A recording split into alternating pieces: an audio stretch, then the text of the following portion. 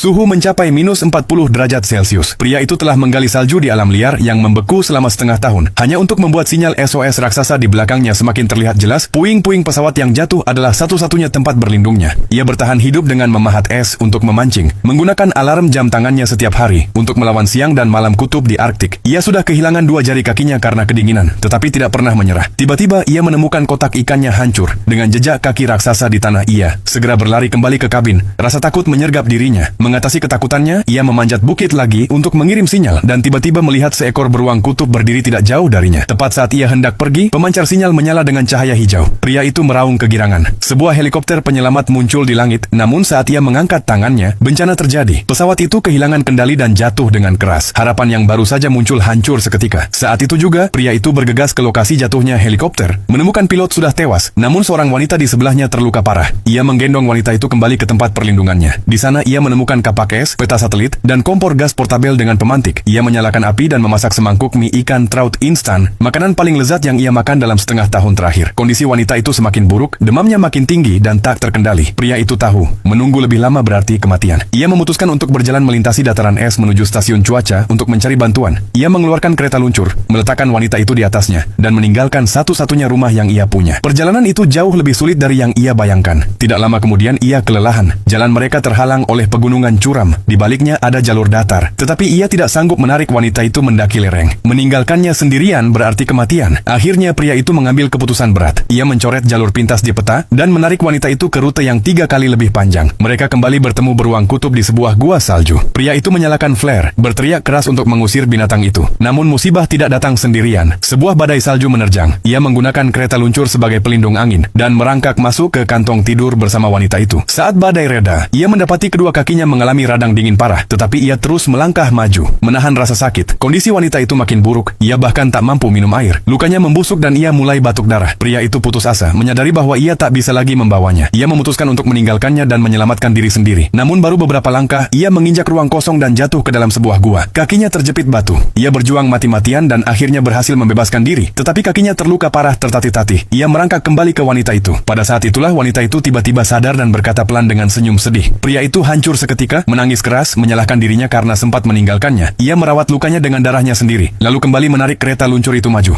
Makanan mereka habis tepat saat ia jatuh tersungkur ke tanah. Kelelahan luar biasa. Suara deru helikopter terdengar di kejauhan.